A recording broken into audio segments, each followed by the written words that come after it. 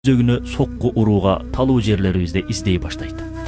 Самуэль Звемер мусулман өлкөлөрүндө христианчылыкты жайган белгилүү миссионер.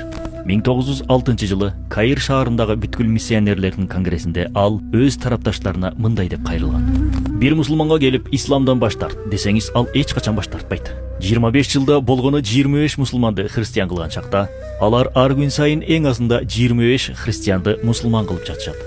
Биз аларга: силердин диниңер баалуу жүктү ташыган өтө маанилүү бир кеме сыяктуу. Бирок бул кеменин жүгү өтө эле оор. Кеме максат кылган жерине сууга чөкпөстөн сүзүп өтүш үчүн бул жүктөрдүн кээ биринен баш тартуу зарыл деп айтышыбыз керек.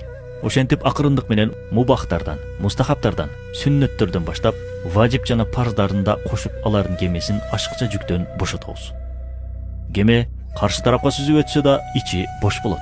Ушул принциптердин негизинде дин душмандары жылдар бою аракет кылышат. Мусулмандар бара-бара диний өкүмдөргө супсак мамиле кылып, батыштын маданиятына сугарыла баштайт.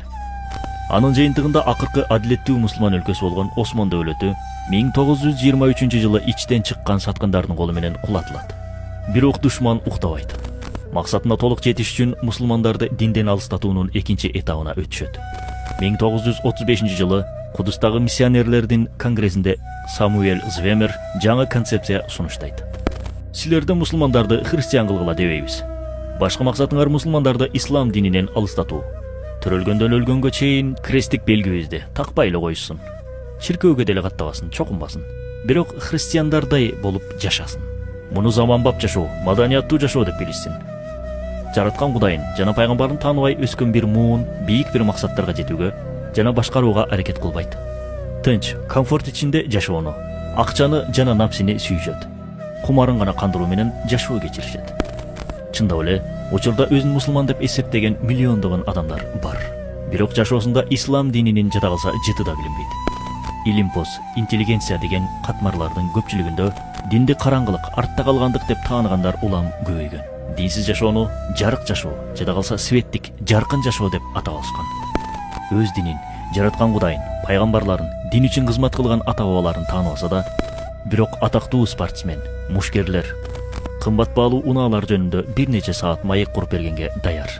Ат үстүндө кыштын ызгаарында да, жайдын аптабында да өзүн аябаган көчмөн элдин бул урпактары жылуу жумшак шартка көнүп, комфорт зонасынан чыккысы жок.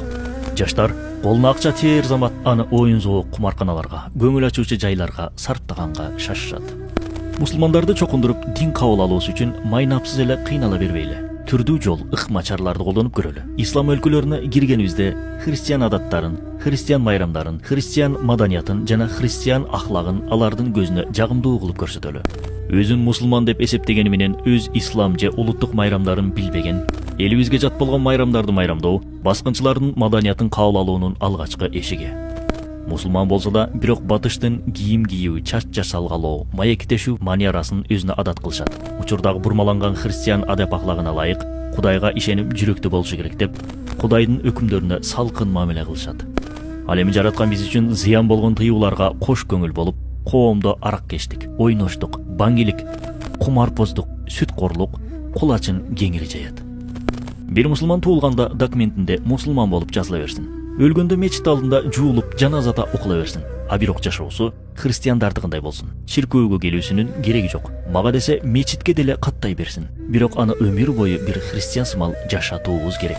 Учурда мусулманчылык төрөлгөндө молдону чакырып кулагына азан айттыруу, тез тээр мезгилинде сүннөткө отургузуу, үйлөнгөндө нике кыйып коюу, жана өлгөндө кайра эле ошол молдону чакырып жуундуруп, жаназа окутуп коюу менен чектелип калгандай. Чиркөөгө кирбесе да, бирок жума күнү мечитке барган, ал эми кечинде түнкү клубка же башка арам ишке кол ургандар жок эмес. Айт күнү же жума күнү жамаат менен намаз окугандык христиан өлкөлөрүндөгү айда жылда бир чиркөөгө кирип чокунуп шам койгондорго окшошуп бараткансыйт. Биздин миссионердик кызматыбыздын негизги максаты бир гана: Инжил акыйкатын жайылтуу эмес, а балки мусулмандардын жүрөгүн таза диний түшүнүктөрдөн тазалоо. Ага жетүү үчүн мусулман кыздарын өз тарабыбызга тарталы. Бул үчүн колдон келген бардык ыкмаларды колдонолу. Анткени максатыбыздын ишке ашуусуна бир гана мусулман аялдары тоскоол боло алат.